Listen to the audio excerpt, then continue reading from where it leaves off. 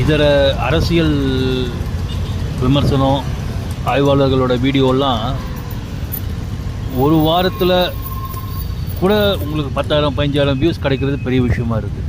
ஆனால் சவுக்கோட வீடியோஸ் மட்டும் பார்த்திங்கன்னா 1 மணி நேரத்தில் இன்றைக்கி போட்ட வீடியோ இப்போ தான் பார்த்துட்டு வரேன், 1 மணி நேரத்தில் 65,000 வியூஸ் இருக்குது.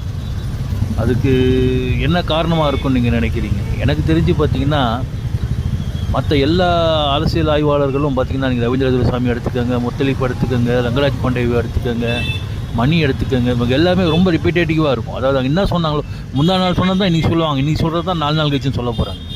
அதே தான் திருப்பி சொல்லுவாங்க. இதில் முத்தலீப் இன்னும் மோசம், ஒரே நாளில் 6 வீடியோவில் ஒரே மேட்டர் சொல்லின்னு இருப்பாப்புல. ஆனால் சவுக்கு பார்த்திங்கன்னா அவன் வந்துட்டு நம்மளால் சரியாக கலாய்க்கிறான்றது ஒன்று இல்லைன்னு சொல்லக்கூடாது. ஸ்டாலினை சரியாக கலாய்க்கிறான், தைரியமாக கலாய்க்கிறான், இல்லைன்னு சொல்ல. அது போக பார்த்திங்கன்னா அந்த ஒவ்வொரு நாளும் ஃப்ரெஷ்ஷாக ஏதோ ஒன்று கொண்டு வரான்.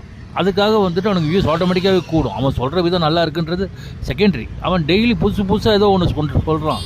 இதை பார்த்து மற்ற அரசியல் ஆய்வாளர்கள் ஏதாவது தெரிஞ்சுக்கினா நல்லது. ஆனால் எங்கே நம்ம ஊரில் எவ்வளோ கொடுக்குறாங்கன்னு தெரிலப்பா இவங்களுக்குலாம். இந்த மணிக்கெல்லாம் துட்டு கொடுத்து பேச வைக்கிறதுலாம் ரொம்ப கொடுமை தெரியுமா? யாராவது தயவு செஞ்சு பண்ணாதீங்க இனிமேல் அது மாதிரிலாம்.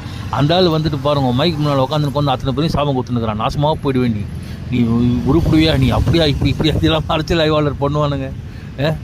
மற்றபடி பார்த்தீங்கன்னா இப்போ ரங்கராஜ் பாண்டே எடுத்திங்கன்னா ரொம்ப ரிப்பீட்டேட்டிவாக இருக்குது. அவர் பாருங்களா ஒவ்வொரு வாட்டி இதே தான் சொல்லுவார். அவர் பாஜக டிபெண்ட் பண்ணுவார், திமுக வலிக்காத மாதிரி அடிப்பாப்புல.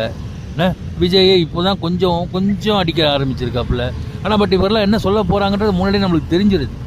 வேறு சவுக்குன்னு போது அவன் என்ன சொல்ல போகிறான்றது தெரியும். அதை எப்படி சொல்கிறான்னு கேட்கறதுக்கு தனியாக ஒரு கூட்டம் இருக்குது. அது போக அவன் ஒவ்வொரு நாளும் புதுசாக மேட்டரை கொண்டு வரான், ஊழலை கொண்டு வரான், நிர்வாகத்தில் நடக்கிற சீர்கேடை கொண்டு வரான்.